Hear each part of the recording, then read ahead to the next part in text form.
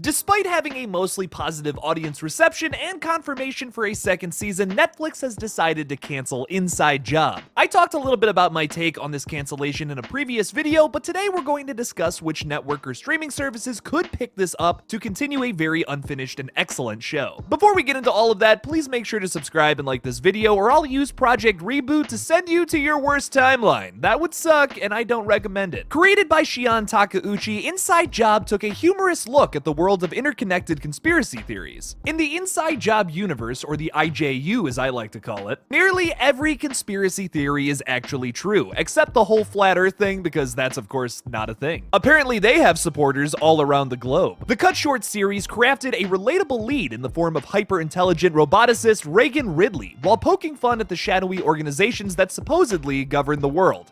Supposedly. While it leaned heavily into the typical adult animated show humor, there was a genuine heart underneath it all that made the show stand out from its Netflix competitors. Paradise PD.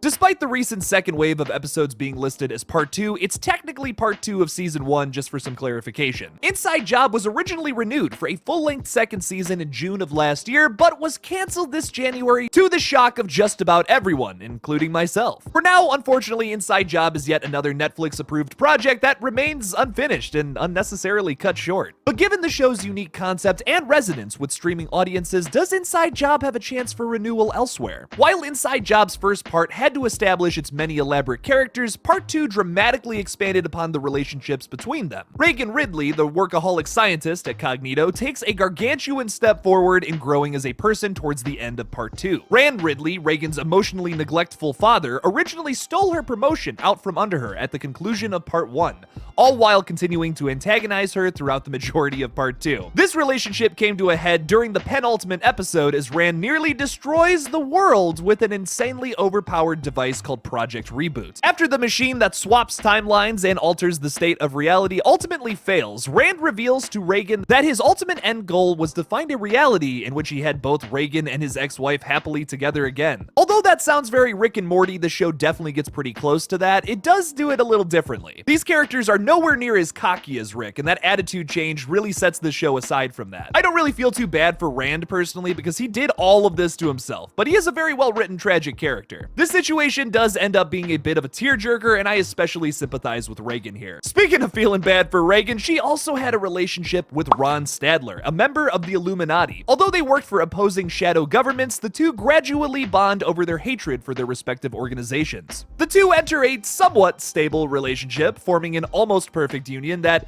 unfortunately wasn't meant to be. Stadler feels genuine remorse for the atrocities he's committed over the years, and he asks Reagan to run away with him to the middle of nowhere town of Appleton. Reagan's relationship comes into direct conflict with her goals at Cognito due to a massive, promotion. Let's call it that. After realizing there's not a single reality in which Reagan can manage her relationship and her work simultaneously, she makes a sacrifice in wiping Ron's memory, allowing him to finally live peacefully without an inkling of his shady occupation. Ron might have been her soulmate, and she had to let the guy go so he could be happy. This showed so much growth for Reagan as a character, and I would love to see what she's up to in a theoretical season 2. There are still many storylines that need finishing, though. The Robes, for instance, who are the top of the food chain when it comes to shadow governments, are still an ominous presence with equally mysterious motivations. If they're to be believed, they've been single-handedly responsible for shaping humanity's path through eons of staged disasters, both man-made and natural in origin. An offhand comment during the last episode that Reagan was only human has me curious to see if a big reveal was coming in the future. While I enjoy stewing in the mystery, I would love at least a glimpse of an answer one day. Some characters could get some more development in a hypothetical season 2 as well. The leads, Reagan and Brett, received plenty of attention, making them even stronger characters than they were at the conclusion of part 1. The show's side characters, however, like Glenn Dolphman and Andre Lee, remain relegated to one-off jokes or only minor roles.